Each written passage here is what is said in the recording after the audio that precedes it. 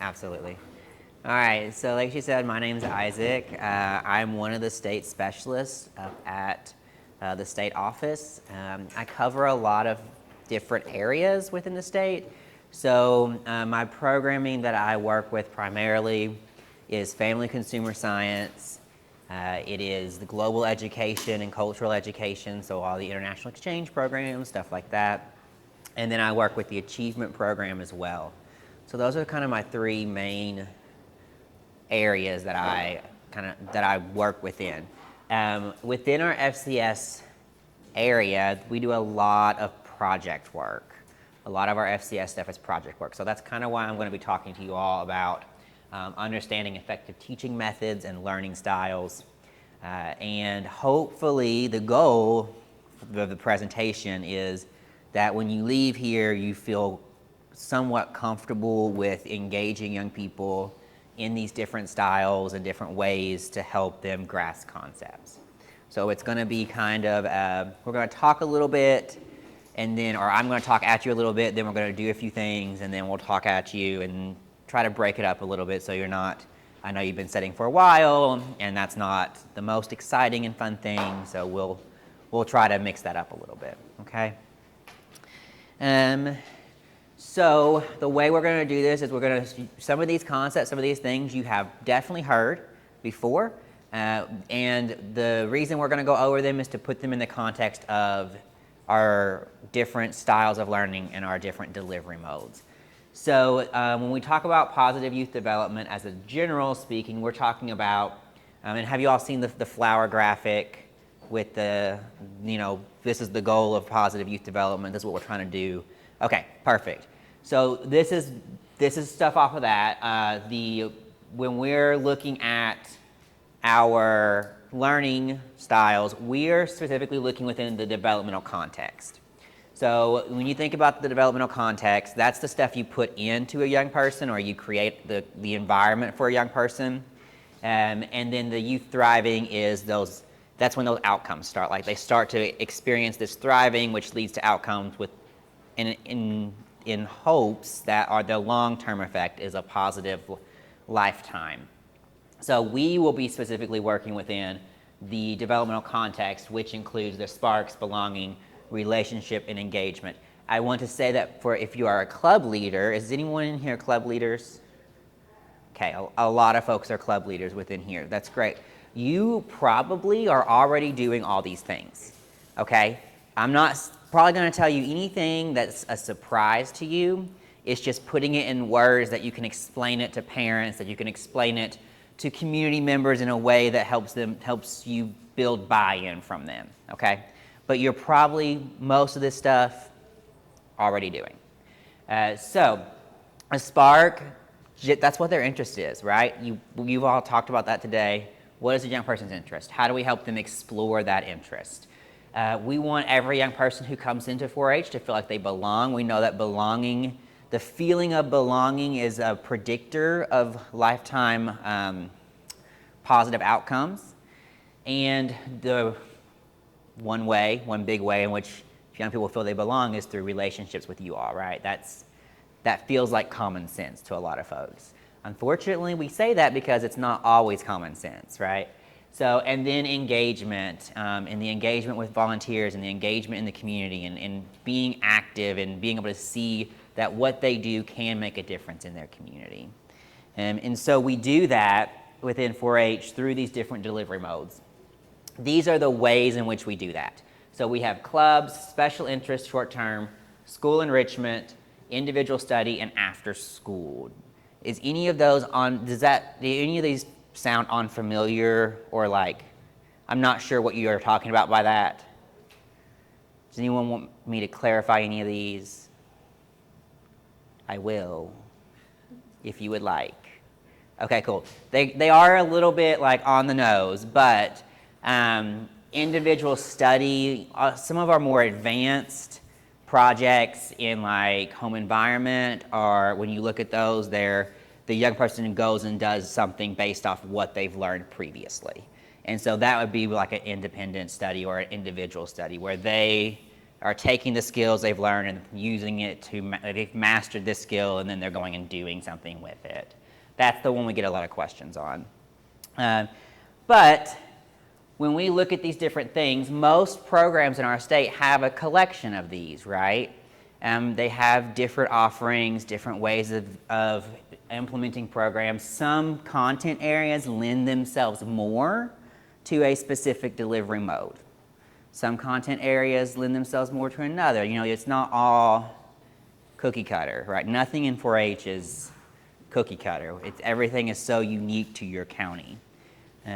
So take everything I say within the lens of how that works within your county, okay? Because I understand that I'm talking from a state level perspective, and sometimes that just doesn't translate to your local community. You're like, I'm not really feeling like that's going to be a thing here. So, and that's fine. I understand that.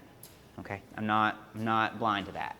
So primarily when we look at the different ways in which we provide education, or the ways of the teaching methods, the learning styles, right? That's what the title is, learning styles. We'll get there, I promise.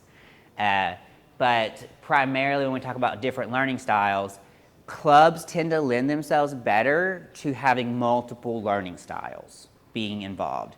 You can do multiple learning styles, and one of the things that I really want to you all to take away from this is, ideally, any club or any 4-H program that you're offering should engage young people in more than one learning style.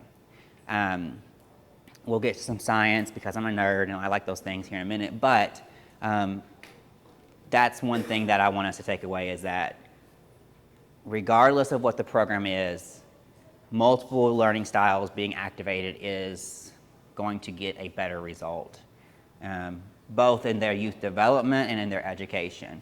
Those things are not the same. They overlap a lot, but they're not necessarily the same. You can teach a young person as a ton of information, but that doesn't mean that they have developed as a person, right? And so, one of the things that I want to caution you about is, in clubs, especially in content-specific clubs, and when I was a 4-H agent, I was really guilty of this. We get really hyper-focused on that content. So, for example, our cooking club that I had when I was an agent, we were very hyper-focused on teaching cooking, right? Which is a skill, and we taught the education of recipes and of kitchen safety and all these things. But were we intentional about developing a young person beyond that? Were we intentional about bringing in the opportunity for them to provide community service within that content area, to provide them with leadership opportunities for other young people? Did we go beyond just one-directional education? Sometimes we didn't. Sometimes that was a flaw because we get so focused on delivering education. But what we really need to remember is that we're delivering youth development. And so engaging multiple learning styles at different levels, and the more different pieces you can put together, the better it's going to be. It's almost like Tetris, right? So you think about this young person and what all you're trying to build in there, and you've got all these different pieces. The more creative and the more tailored you put those pieces together, the more pieces you get in, right?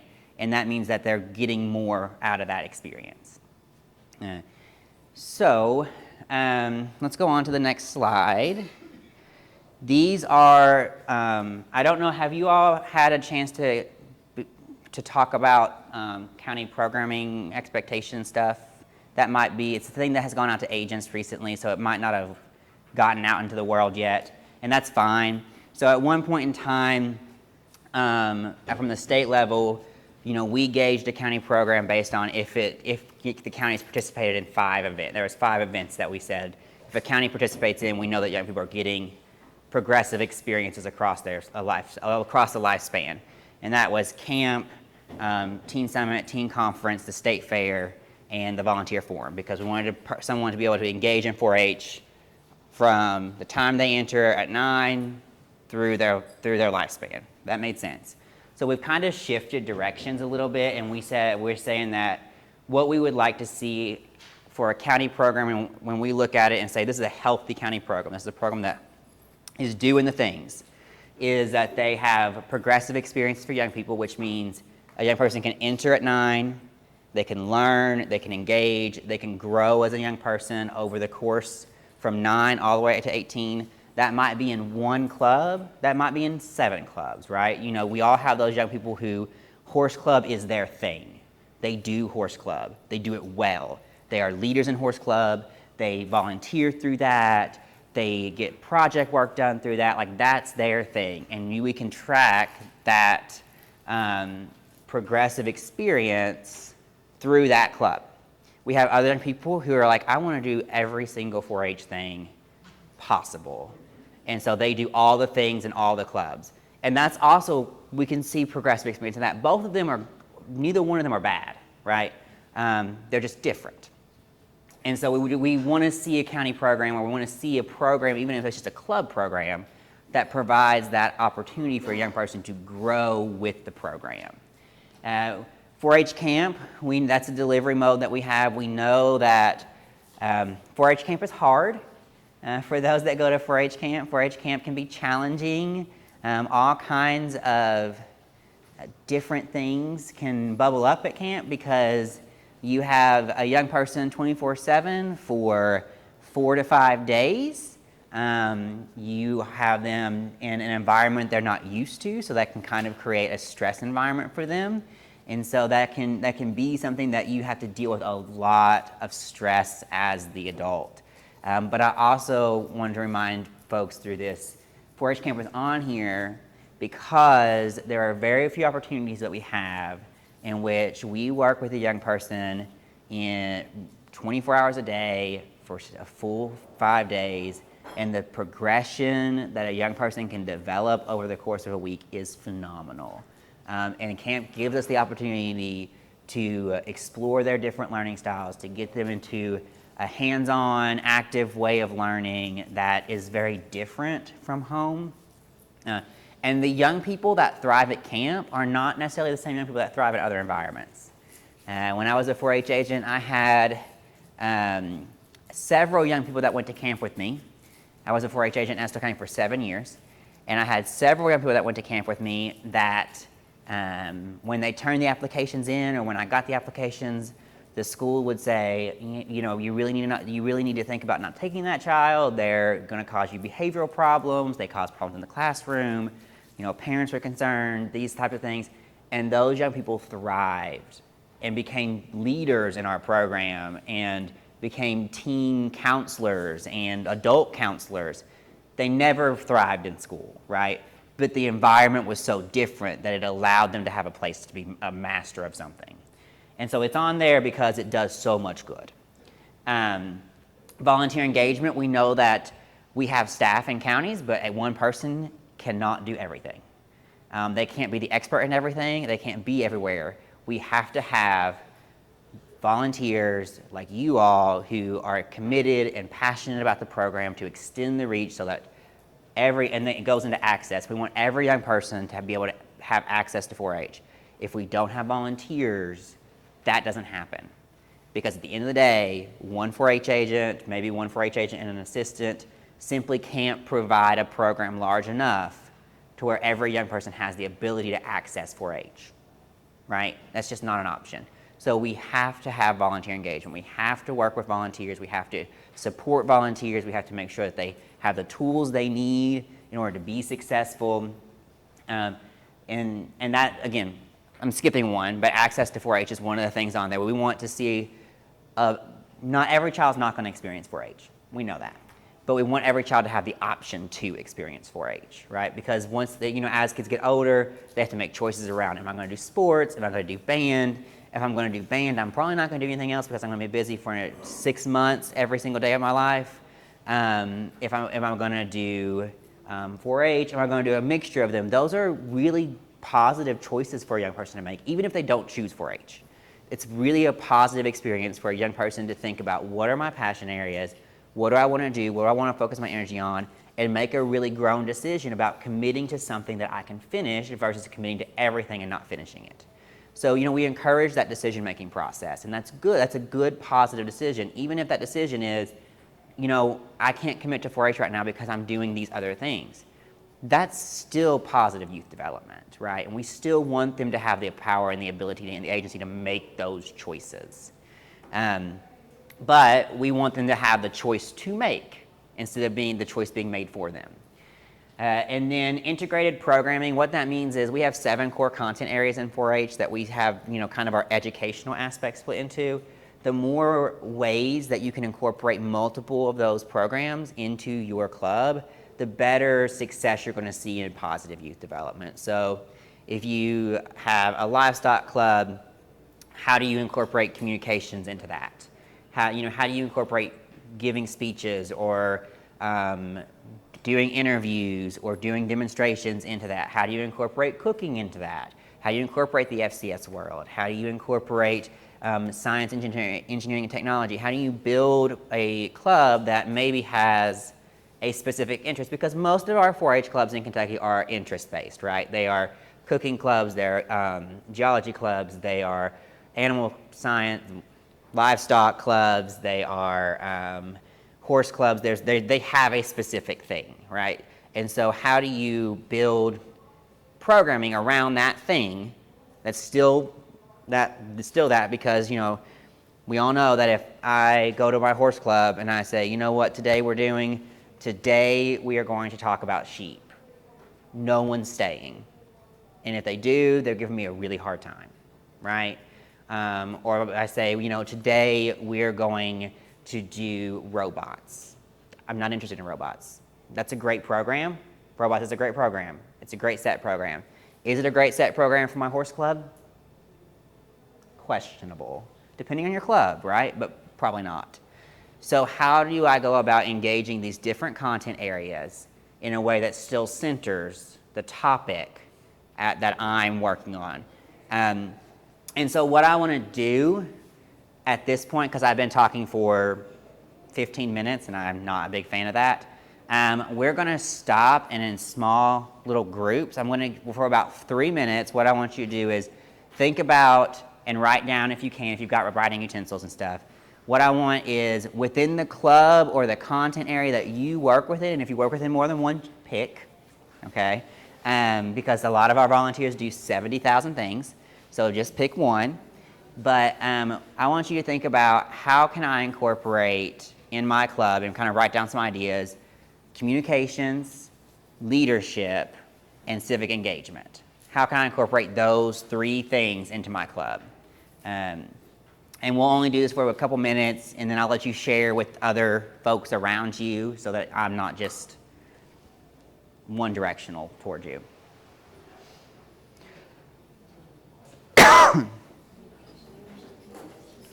Yeah, sorry, communication, leadership, and civic engagement.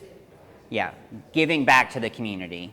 The reason I picked those 3 things is because people who have spent more time than me researching stuff has said that young people identify those 3 things as the things they get out of 4-H. Regardless of what program they're in, it's communications, leadership, and civic engagement is what they say. We are a better person because we receive these things.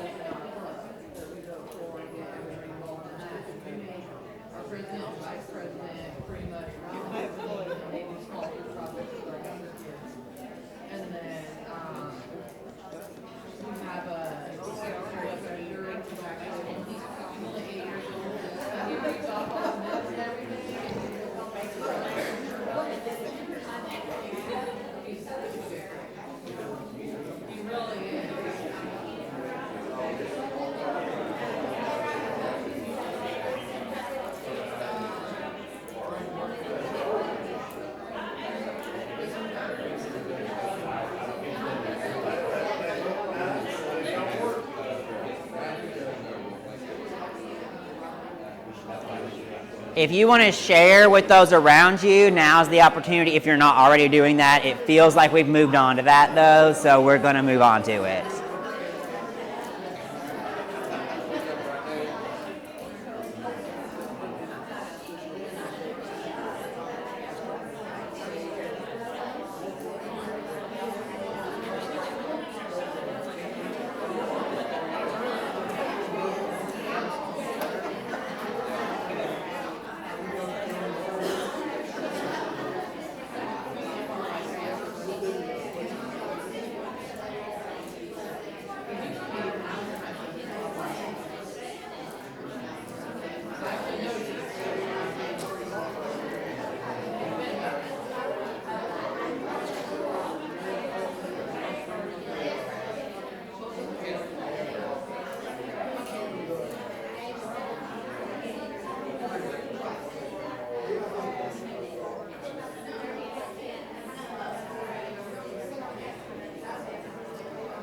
All right, does anybody want to share with the group an example that we can kind of hear out loud?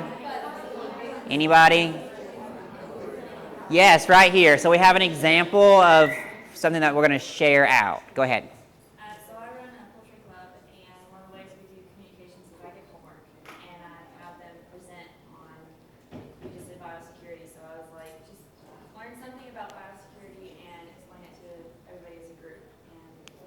And I started doing that, this is our second year running, with smaller topics, and most of my kids are like close to that age, but it's really, I've seen them grow, and they really have gotten better at their communication skills and speaking. What was the name of that club again? Poultry. I didn't hear it, and I didn't want to guess because I would have been wrong. I can go ahead and tell you. So what she said was that in her poultry club, and they have primarily younger kids, correct, so far, is that in order to build in communication, she gives them homework on a subject that they're going to then come talk about the next time or give a speech or demonstration on. Is that correct? Okay.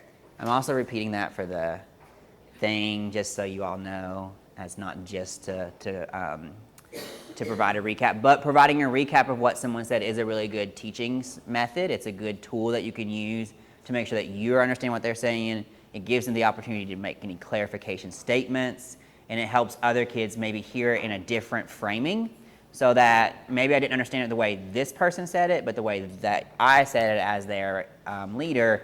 Oh, okay, I get that. I can understand that.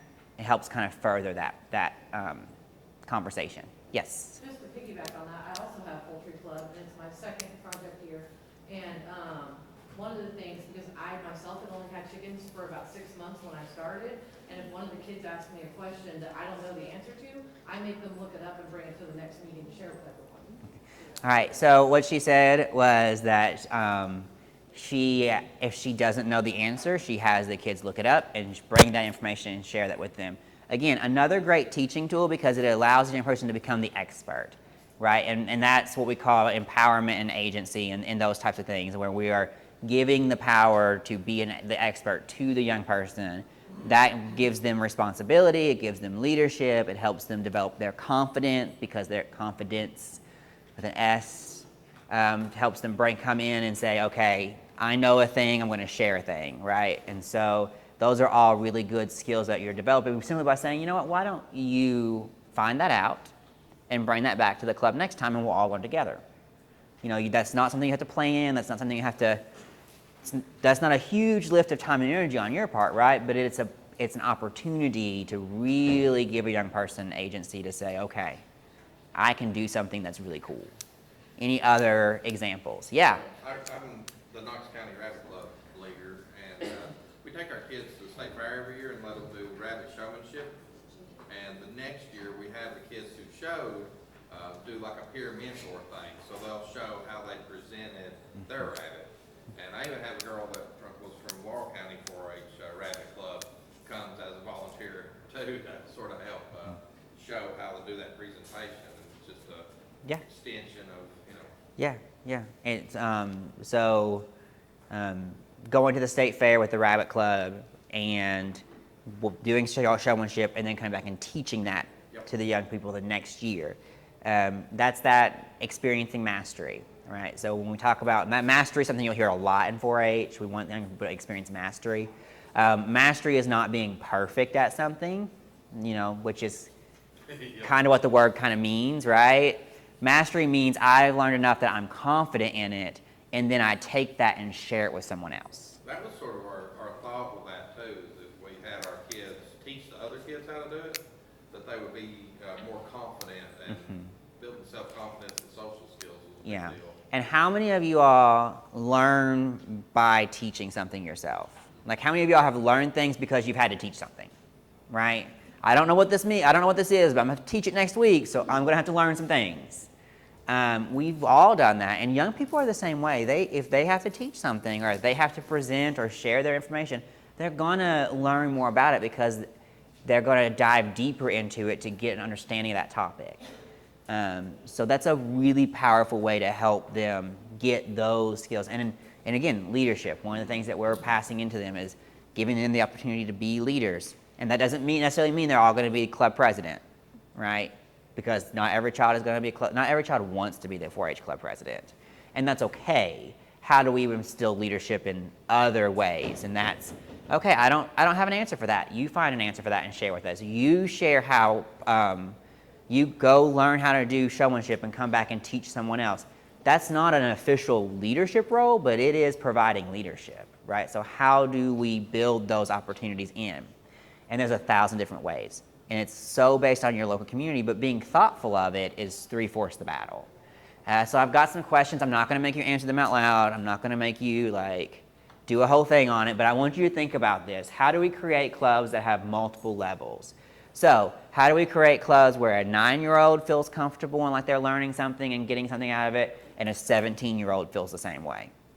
Because they need different things, and that can be very challenging as a volunteer when you have a huge age range. My 15-year-olds have had this lesson 7 times. How am I going to make this interesting for them?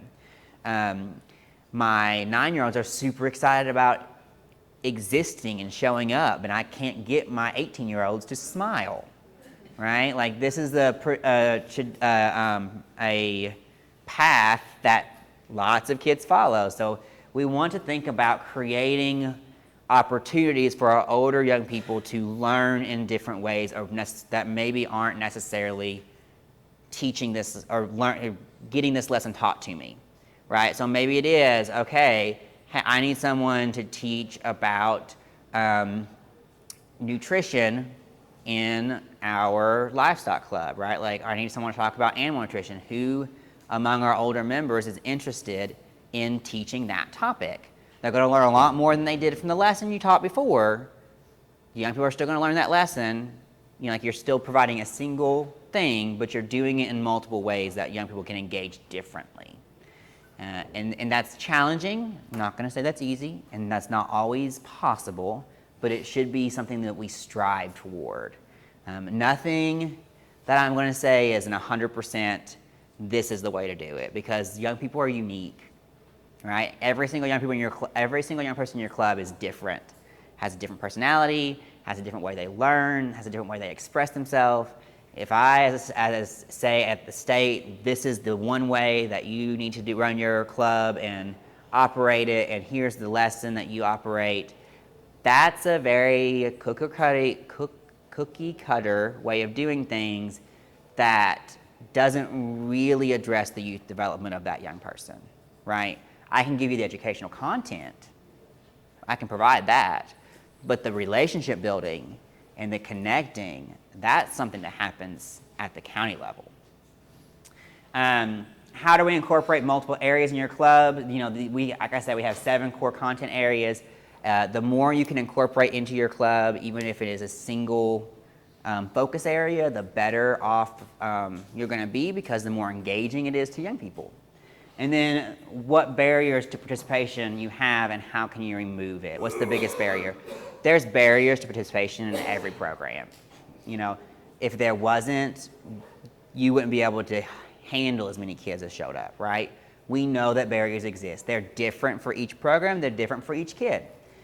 But as you're planning your program or your club meeting or whatever you're planning, one thing that I would challenge you to think about is, what's the biggest barrier to participation?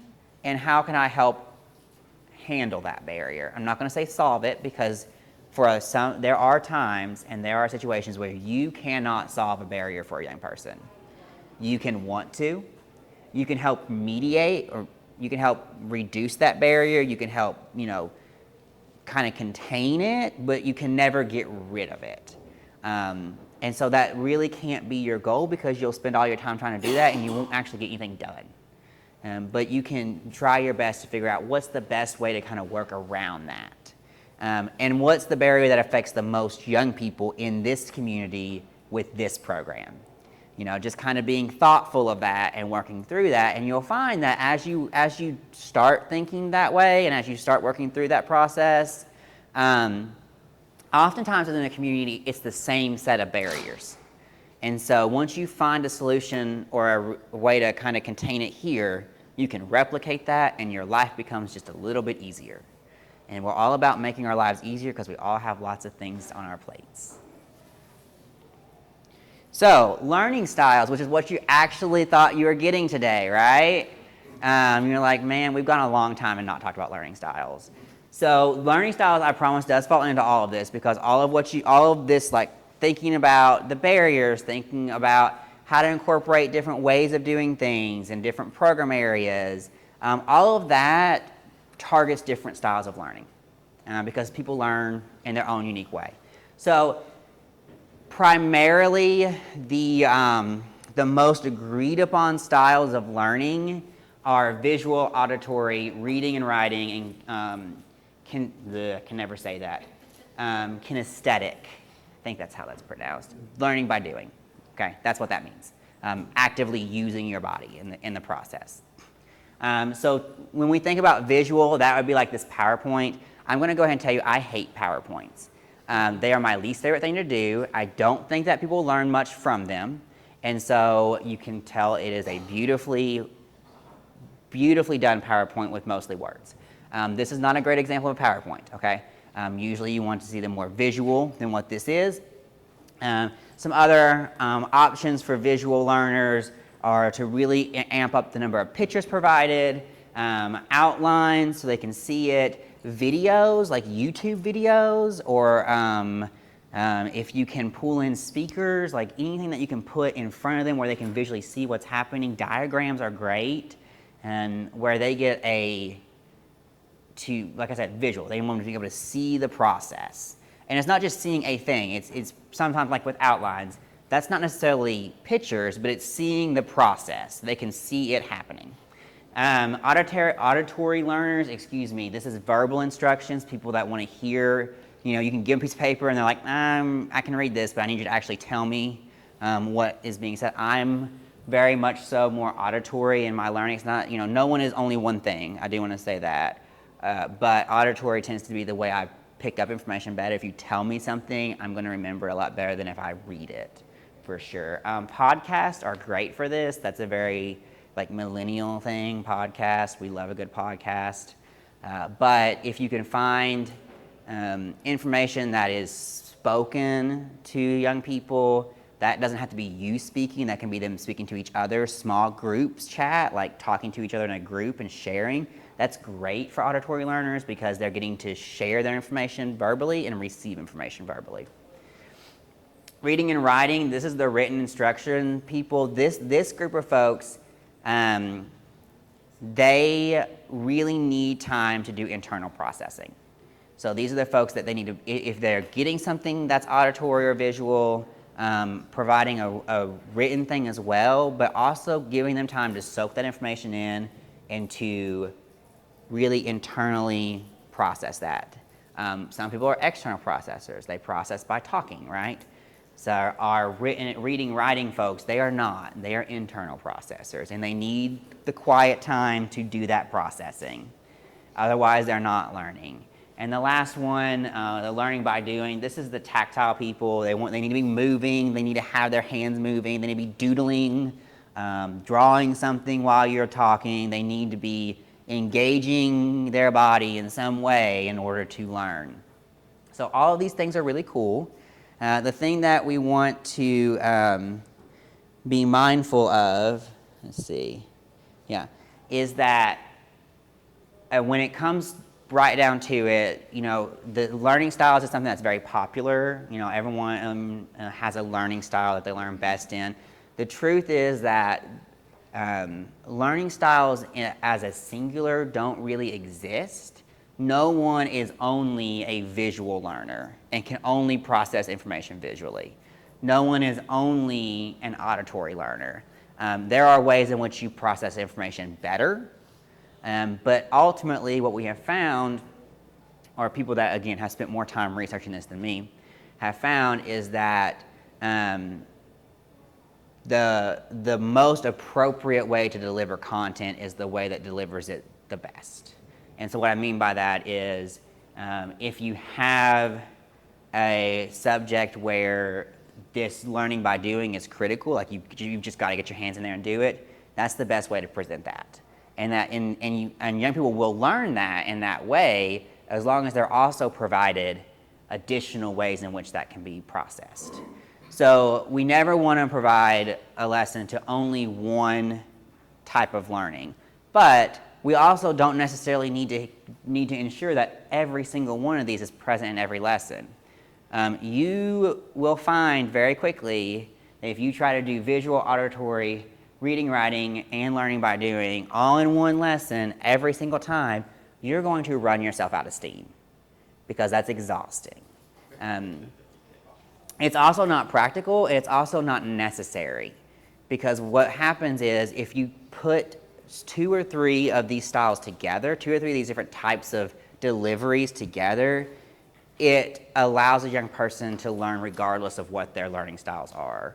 It's a more holistic approach. It's approaching it as learning as a whole child, basically, instead of learning as a single avenue. And we actually have a name for that. So we actually call that multimedia approach. And so multimedia approach is saying learning styles are cool and they're important in that we need to be able to hit different ways of delivering information, but ultimately delivering information in 2 or 3 ways is going to provide you with the best outcome as far as the whole child's development. And so multimedia might be a video, it might be an activity, and it might be written instructions, right? Like those are 3 different ways of processing information. So what we're going to do, we have 10 minutes-ish. What I want to do is spend a couple minutes answering questions, and then I have a little activity for us to do because I love activities. That's my bread and butter. Any questions about any of these things that we skimmed over quickly because 45 minutes is quick? Man, it's quick. I tried so hard because last year I went over. And that's also not great because people need breaks. Yes? In one of them it said SET in capital letters. It was one of the program areas. SET, yes. Yeah, I don't know what that is. Sorry, science. So the question was, what is SET? Thank you. Science, engineering, and technology. And if you're working with schools, you'll hear the word STEM, which is science, engineering, technology, math. Math, technology. Yeah. STEAM, which includes the arts. Yeah. So all of these different acronyms, though, what you're noticing is they're essentially it's a multimedia approach, right? Like you're trying to incorporate math, you're trying to incorporate the arts, you're trying to incorporate technology.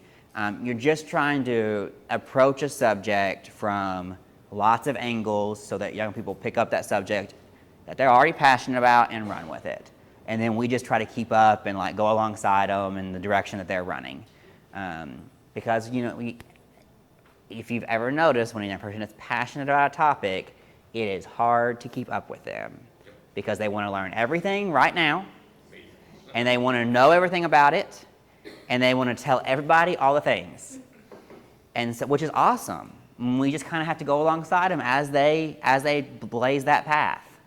That's a great question. I should have probably wrote that out, honestly. Any other questions? Well, same slide, what's FCS? Yeah, Family and Consumer Sciences. Family and Consumer Sciences. So the question was, what is FCS? It used to be called home ec. It used to be called something else. I don't remember, a long time ago, but it's the old home ec classes. Future homework for supervision. Thank you. So, any other questions that I can answer before we move on to your activity? Okay, moving on to my activity. I'm taking the opportunity. So, what I want you to do for 5 minutes is we're going to start with the club that you had, that you picked out, or the activity that you talked about with your neighbors earlier. In groups of 2 or 3 or 4, I'm not going to dictate how you do groups. I'm not counting off, okay? I'm just not doing that. We're grown. But in groups, I want you to kind of pick one of those, and I want you to come up with what that club could look like over the course of a year in which you have a multimedia club that engages young people at different levels. The reason I said over a year is because I also don't expect for you to do all the things in one meeting. That's not realistic. But doing all the things in a year is more realistic. So as a group, kind of brainstorm, workshop, whatever the buzzword is right now, for how you would implement this multi-dimensional club over different levels in your county. Can we do that? Do you need clarification? Sometimes I'm not very clear with my instructions. Using learning styles, yeah. Using the different learning styles that you have, or if you can't think of how it fits in a learning style, I'm sure it does, and we can figure that out. So if it's a good thing that you want to include it.